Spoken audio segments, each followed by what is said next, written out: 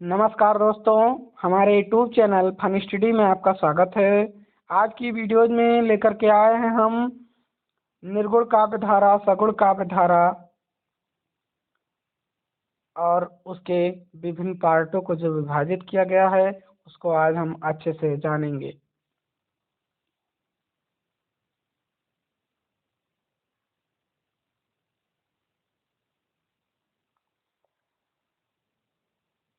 सबसे पहले हम जानेंगे निर्गुण काव्य धारा की जो दो शाखाएं हैं, जिन्हें हम ज्ञानाश्रयी शाखा और प्रेमाश्रयी शाखा के नाम से जानते हैं। उसमें से पहले हम पढ़ेंगे ज्ञानाश्रयी शाखा। ज्ञानाश्रयी शाखा क्या है उसको हम जानेंगे। कह रहा ज्ञानाश्रयी शाखा के प्रमुख कवि कबीरदास थे।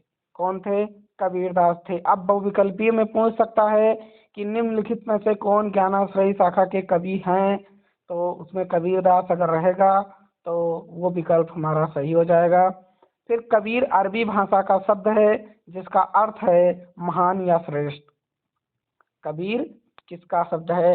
अरबी भाषा का शब्द है जिसका अर्थ है महान या श्रेष्ठ। फिर कह रहा कबीरदास दिल्ली के सुल्तान सिकंदर लोदी के समकालीन थे। ये इतिहास में भी क्वेश्चन कई बार पूछा गया है कि कबीरदास किस राजा या किस सुल्तान के समकालीन थे, तो सिकंदर लोदी के समकालीन थे। फिर कह रहा सर्वप्रथम कबीर की बानियों का प्राचीनतम नमूना गुरु ग्रंथ साहिब में मिलता है। इनका सर्वप्रथम कहाँ मिलता है नमूना? गुरु ग्रंथ साहिब में मिलता है। कबीर की बानियों को बीजक में संकलित करने का श्रेय उसके शिष्य धर्मदास को जाता है। अब ये चीजें जो बीजक हैं उनके मतलब जो इसका संकलन किया उसको किसने किया? उनके शिष्य ने किया, क्योंकि कबीरदास क्या थे? पढ़े लिखे नहीं थे। और संकलन कौन करता थे? उनके शिष्य करते थे, जिनका नाम था धर्मदास। फिर कह रहा है ज्ञानाश्रयी शाखा के प्रमुख कवि और उनकी रचनाएं। तो कबीरदास की जो रचनाएं हैं वो बीजक, जिन्हें हम साखी शबद रामायणी के नाम से जानते हैं, रैदास या रविदास जिसे कहते हैं, उनकी बानी है। नानक देव, इनकी रचनाएं ग्रंथ साहिब में संकलित हैं, जिसके संकलनकर्ता गुरु अर्जुन देव हैं। दादू दयाल, अंगवधु, मलूक दास, रत्न खान और ज्ञानबोध, और कह रहा सुंदरदास का है सुंदर विलाप। फिर कह रहा कबीरदास की भाषा। तो रामचंद्र शुक्ल ने कबीरदास की भाषा को सदुक्कड़ी भाषा कहा है। अब ये क्वेश्चन पूछा जा सकता है कि कबीरदास की भाषा को सदुक्कड़ी भाषा किसने कहा? तो आचार्य रामचंद्र शुक्ल ने। श्याम सुंदर दास ने कबीरदास की भाषा को पंचमेल खिचड़ी कहा है। तो ये भी क्वेश्चन पूछा जा चुका है कि कबीरदास की भाषा को पंचमेल खिचड़ी किसने कहा है? तो श्याम सुंदर दास जी ने कहा है।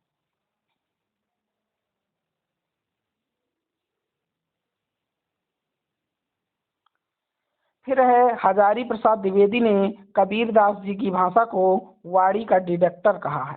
अब ये क्वेश्चन भी पूछा जा सकता है कि कबीरदास की भाषा को वाड़ी का डिक्टेटर किसने कहा? तो हजारी प्रसाद द्विवेदी जी ने कहा है।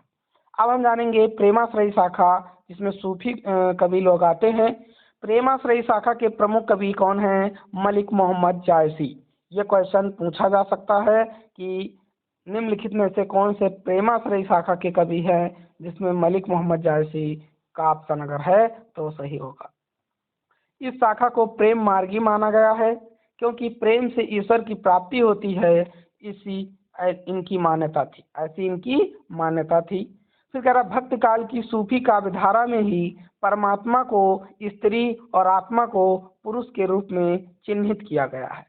भक्त काल के इसी काव्य धारा में परमात्मा को स्त्री और आत्मा को पुरुष के रूप में चिन्हित किया गया है। फिर कह रहा सूफी संतों की शैली मसनवी शैली है। ये क्वेश्चन बहुत बार पूछा गया, टेट में भी आया था, जूनियर टेट में, कि मसनवी शैली, सूफी संतों की शैली कैसी होती है? मसनवी शैली। फिर प्रेमाश्रयी शाखा के प्रमुख कवियों, उनकी रचनाएं। तो मलिक मोहम्मद जायसी की रचना है पद्मावत, अखरावत, आखिरी कलाम और कान्हवत चित्ररेखा। मुल्ला दाऊद की रचना है चंद्रदायन और कुतुबन की मृगावती। ये बहुत बार पूछा गया परीक्षाओं में। ईश्वरदास सत्यवती कथा, कासिम शाह हंस जवाहिर, मंझन मधुमालती, शेख नबी, ज्ञानदीप, उस्मान, चित्रावली और कह रहा है नूर मोहम्मद, इंद्रावती। तो ये सारे इम्पॉर्टेंट आपको परीक्षा में दिखने वाले हैं, जो गाढ़े काले रंग से लिखे हैं। इनको जरूर पढ़िएगा आप लोग, क्योंकि ये परीक्षा में बार बार पूछे जाते हैं। अब इसके बाद में है सगुण काव्य धारा। सगुण काव्य धारा इस शाखा के अंतर्गत ईश्वर के मूर्ति रूप की उपासना की बात कही गई है। मैंने बताया था पिछली क्लास में कि इसमें मूर्तियों की पूजा की बात कही गई है। इनको भी दो भाग में बांटा गया है, एक रामाश्रयी शाखा, एक कृष्णाश्रयी शाखा। कह रहा रामाश्रयी शाखा, तो कह रहा इस शाखा के कवि मर्यादा पुरुषोत्तम राम को अपना आराध्य मानकर रचनाएं करते थे। राम भक्ति धारा के प्रतिनिधि कवि तुलसीदास जी थे। कौन थे? कवि तुलसीदास जी थे। रामाश्रयी शाखा के प्रमुख कवि एवं उनकी रचनाएं, तो तुलसीदास जी की तमाम रचनाएं हैं।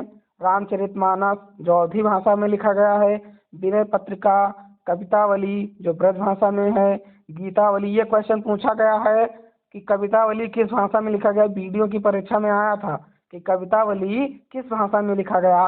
अब लोग तुलसीदास जी की भाषा अधिकतर मानते कि उनकी अवधी भाषा थी, लोग अवधी लगा देते हैं, लेकिन जो कवितावली इन्होंने लिखा है वो ब्रज भाषा में लिखा है।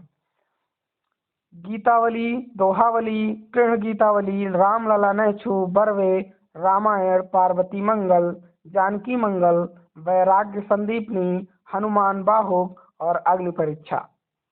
और दूसरे कवि हैं हमारे वाल्मीकि, जो रामायण संस्कृत भाषा में लिखा है। ये चीजें भी बहुत इंपॉर्टेंट है, आपको परीक्षा में दिखने वाली है कि रामायण किस भाषा में लिखा गया है, तो संस्कृत भाषा में। इसका अनुवाद अवधी भाषा में किसने किया है?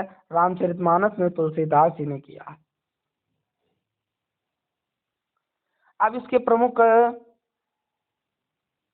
जो कवि हैं उनमें है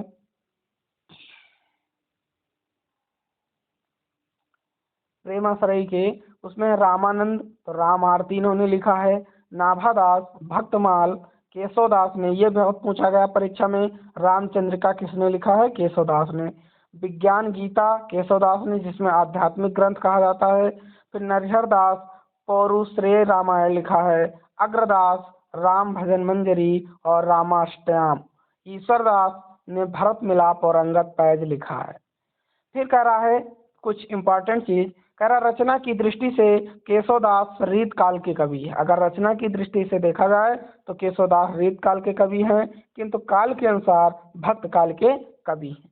ये फैक्ट आपको कहीं बुक में नहीं मिलने वाला है, ये सिर्फ इसी चैनल पर आपको मिलेगा। कृष्णाश्रयी शाखा, कह रहा इस शाखा के कवि भगवान श्री कृष्ण की आराधना करते थे एवं इन्हीं को अपना आराध्य मान करके रचनाएं करते थे। इस शाखा के मुख्य प्रवर्तक वल्लभाचार्य जी थे। कृष्ण भक्ति धारा के प्रतिनिधि कवि सूरदास जी थे। और अब कृष्णाश्रयी शाखा की हम प्रमुख कवि एवं उनकी रचनाएं पढ़ेंगे। सूरदास, जिनकी कई रचनाएं हैं। सूर सागर जो ब्रज भाषा में है, साहित्य लहरी, सूर सारावली, भ्रमर गीत, ये सारी रचनाएं इन्हीं की हैं। फिर मीराबाई, जिन्हें गीत गोविंद, जिनकी रचनाएं हैं गीत गोविंद, टीका, नरस जी का मायरा, राग सोरठा, राग गोविंद। फिर रसखान जी की जो रचनाएं हैं वो है प्रेम वाटिका, सुजान, रसखान, दान लीला। नरोत्तम दास, बहुत पूछा गया, टेट में एक बार आया था कि सुदामा चरित किसकी रचना है, तो नरोत्तम दास की है। फिर श्री भट्ट का युगल शतक, श्री भट्ट ने क्या लिखा है? युगल शतक लिखा है। और कुंभन दास ने क्या लिखा है? फुटकल पद। क्या लिखा है? फुटकल पद। फिर कह रहा अष्टछाप के कवि। अब इसको भी बहुत पूछा गया है कि निम्नलिखित में से कौन से अष्टछाप के कवि नहीं हैं, तो हमको विकल्प में दे देता है। हिंदी में भी पूछ सकता है और आपके इतिहास के क्वेश्चन से भी इसको पूछ सकता है, क्योंकि हिंदी साहित्य का इतिहास। फिर कह रहा सूरदास, कुंभन दास, गोविंद स्वामी, नंददास, कृष्णदास, शीत स्वामी, परमानंद दास, चतुर्भुज दास। ये हमारे अष्टछाप के कवि हैं, जो एक न एक क्वेश्चन आपको परीक्षा में देने वाले हैं। इसमें भी यूपी बोर्ड में भी पूछ लेता है कि किन्हीं 4 अष्टछाप कवियों के नाम लिखिए, तो इनमें से 4 आपको लिख देने हैं। फिर कह रहा भक्ति काल के प्रमुख संप्रदाय एवं उनके प्रवर्तक। इससे भी क्वेश्चन आपको कंपटीशन एग्जाम में जरूर मिलने वाला है। तो अद्वैतवाद के जो प्रवर्तक हैं वो कौन थे? हमारे शंकराचार्य जी थे। कौन थे? शंकराचार्य जी थे। फिर कह रहा विशिष्टाद्वैतवाद, इसके रामानुजाचार्य थे। द्वैतवाद माधवाचार्य, द्वैताद्वैतवाद निम्बकाचार्य, शुद्धाद्वैतवाद वल्लभाचार्य, मीमांसा दर्शन जैमिनी, सांख्य दर्शन पतंजलि, न्याय दर्शन गौतम, और कह रहा है कट गया है थोड़ा, नैमिषिक दर्शन जिसे भी कहते हैं उसके कणाद हैं। कौन है? नैमिषिक दर्शन सारा लिखा है, उसके कणाद हैं। ये क्वेश्चन, इससे क्वेश्चन आपको मिलेगा परीक्षा में, इससे क्वेश्चन आपको मिलेगा परीक्षा में। अगर आप परीक्षा कोई भी देने जा रहे हैं, इससे एक नया क्वेश्चन आपको पूछता है इतिहास से रिलेट करके, और हो सकता है हिंदी से भी रिलेट करके आपको पूछे।